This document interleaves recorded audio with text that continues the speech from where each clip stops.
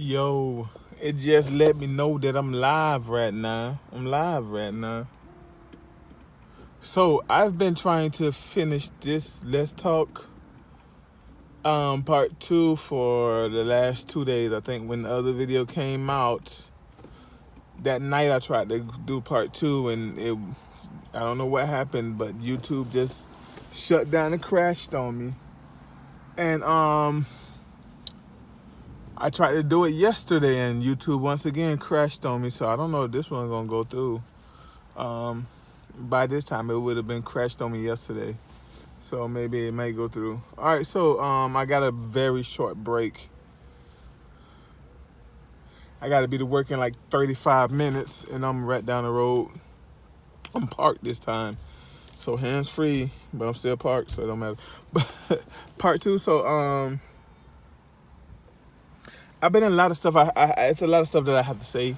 I just been so busy that I haven't had time to say it. I want to do a video on biblical slavery, and get an understanding of what the Bible was talking about when it talked about slavery. Someone put in one of the groups that I'm on Facebook, how do I know how do you know there's a God? Help me believe in God. So I want to do a video on that. I want to come from Romans 1. I think Romans 1 has to say a lot about what the truth it is when it's talking about God, right? And I'll get into that in that video. Maybe that'll be the next video I do today. Also, I want to let you guys know that I am doing podcasts. I'm Third Ministry off of Facebook. You can find us on Facebook. Everything is always in the description below. And we have podcasts every Tuesday. I try to have it up before 9 o'clock, 9 a.m. on Tuesday morning. The podcasts are fun. It's about it covers. We get into the word. It covers current events. And we have topics that are cool to talk about, and I think that we need to talk about in the church. I want to get back to doing the teachings, and a lot of this you can find in part one. I want to get back to doing teachings and Bible studies on the YouTube channel, so that's probably what's going to happen from now on, is teachings and Bible studies going on the YouTube channel. And then on the Facebook, we'll have the podcast. And on the website, that'll be for like blogs and vlogs and stuff like that. All right, so this video, what I want to talk about, Jesus said, and I talked about this before, but Jesus said that unity is how the world is gonna know who He is. The unity of the body, us coming together, us being on one accord, us being together. This world is, I was just talking to somebody about this today. This world, for me, it feels, you ever go to someone's house and you have to stay the night there, but you just don't feel comfortable? Like, just nothing about the place is just you can't get comfortable. Everything is different. You're just not used to everything. It's so comfortable. It's so uncomfortable. And that's how this world is. The food is uncomfortable to me. The TV is so uncomfortable because of all the evil. Everything is set up to go against what we believe in. Everything is set up. Everything is set up for us to either fall and look like hypocrites, or for us to leave God and enjoy in the things that we fall in. That's how this world is set up. And at the end of the day, we have to be in this world and not of this world. I try not to ever make it comfortable here. I try not to ever make it where I'm comfortable, where I want to call this home. Now, while I'm here, I need a place to lay my head, so I try to make that as comfortable as possible. But being comfortable with the way the world do things, I'm never gonna do that. I'm never. People want to say, "What about Trump and all things? Should you be pro-Trump or should you be against Trump?" Trump is not for me because Trump is not for the Father. Because if Trump was for the Father, all this evil stuff, he would be actively working to tear down all these TV shows, and I'm not talking about just the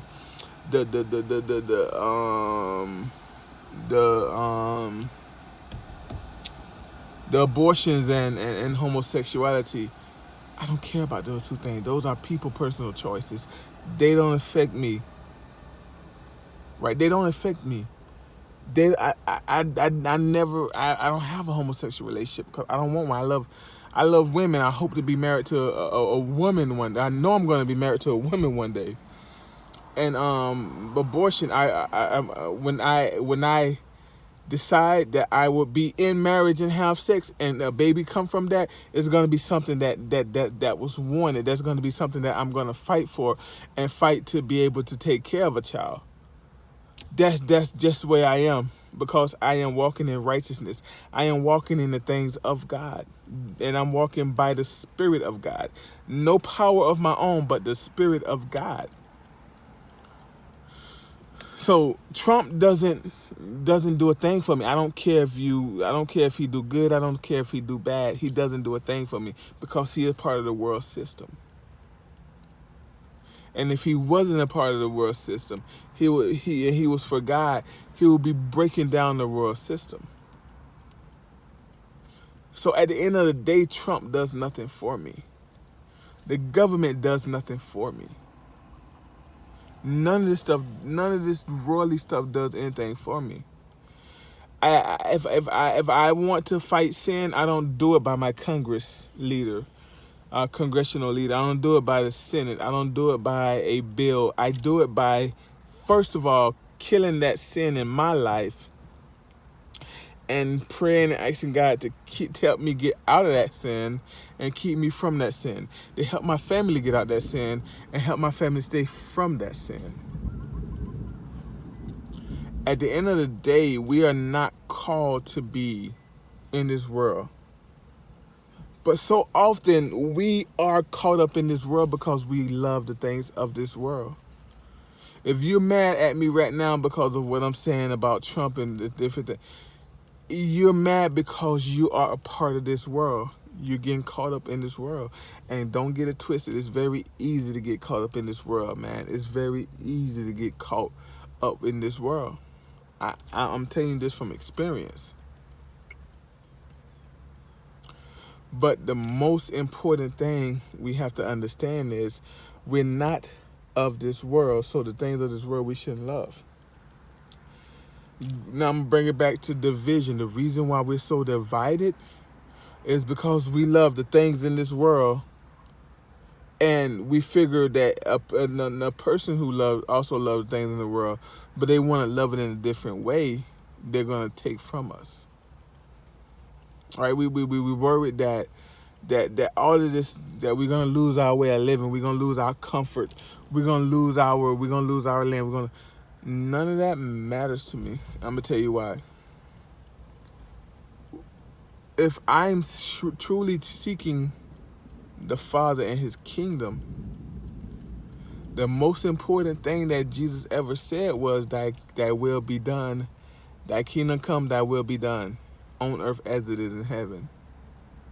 That's the most important thing that Jesus said.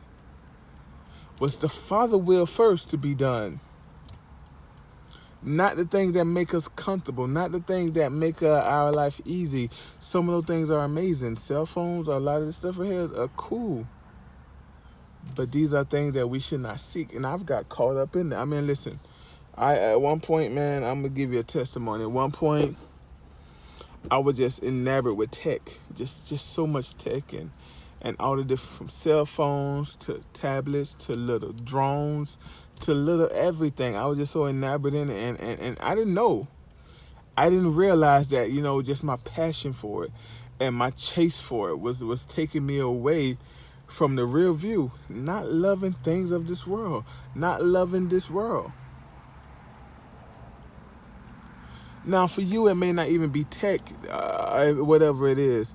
It may be something totally different. It may be, I don't know what it is. But we cannot let the things of this world take us from the things that God has for us. And the flip side, why it's so important, is when we fall in love with this world, we're going to fall out of love with what God and his plan is. And we're gonna also fall out of love of God, what God has planned for us, and his way. His way is unity. And we can look at America right now and see why there's such a lack of unity, is because we're so divided. I'm over here because I believe in this party. I'm over here because I believe in that party. I'm over here because I don't believe in this. I'm over here because I believe in that. But we all call ourselves Christians. We all call ourselves children. We all call ourselves by his name. Right? But we get so divided. And when somebody try to bring up how divided we are, we get so angry. I think we just angry, period. I say this right here. I was listening to a waiting for Perry. Give me 1 second. Paired.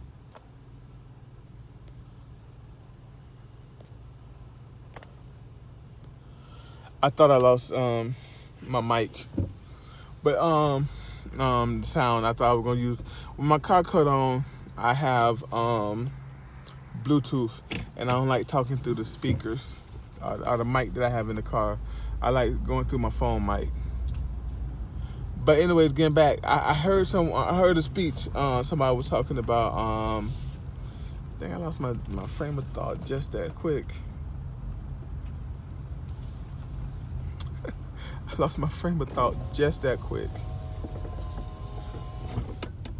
My mom used to always say, well, if you don't forget, if you forgot it and you don't remember, maybe it wasn't that important.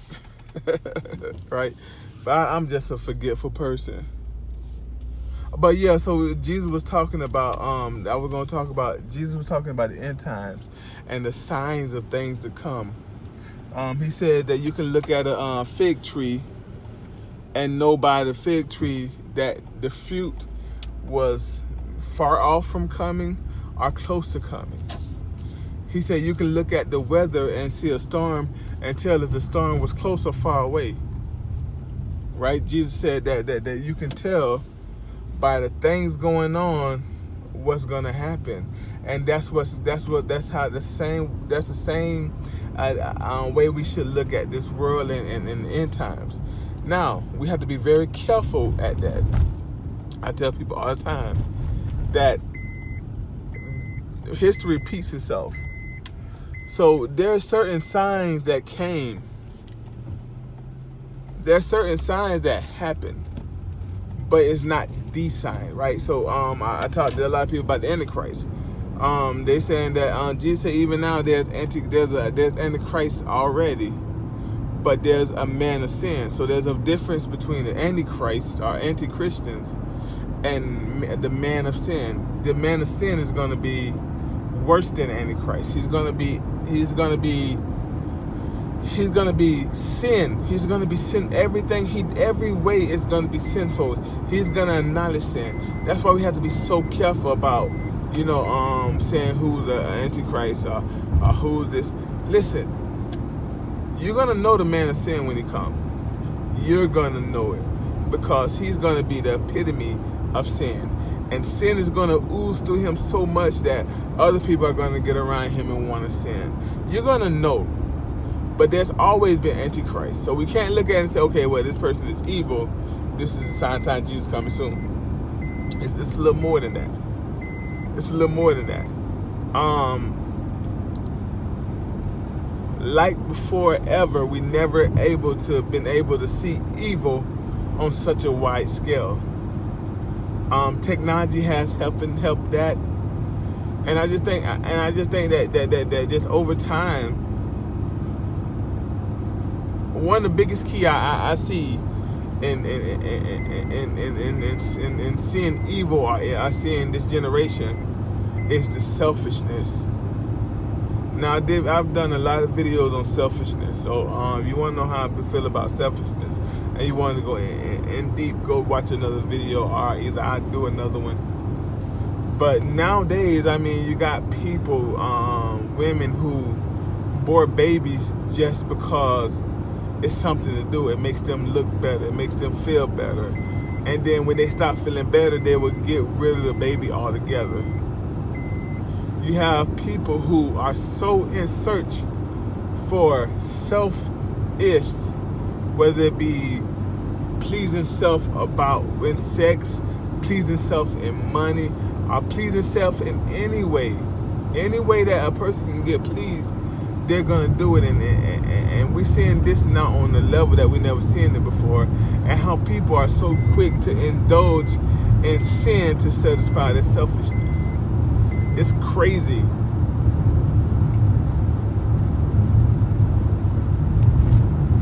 That alone tells me that this has never been a time like this.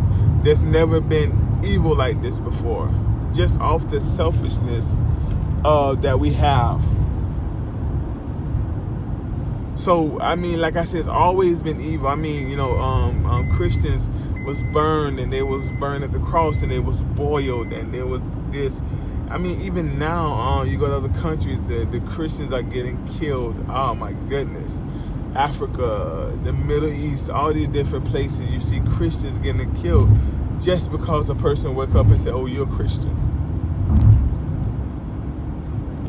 But that alone is not key. It's also looking at the time, looking at this perverse culture that we live in, where, man, this thing, you can go and somewhere deep in the middle of America and find sin running amok. And the same sin you can find in the middle of Africa. The same sin you can find in the middle of Europe.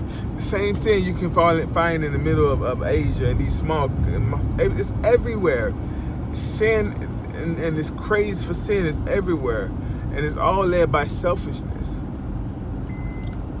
I did a podcast a few weeks ago talking about the 2 warnings that Jesus left. And one of the biggest warning was money, you know, and we look at our culture that everything is about money.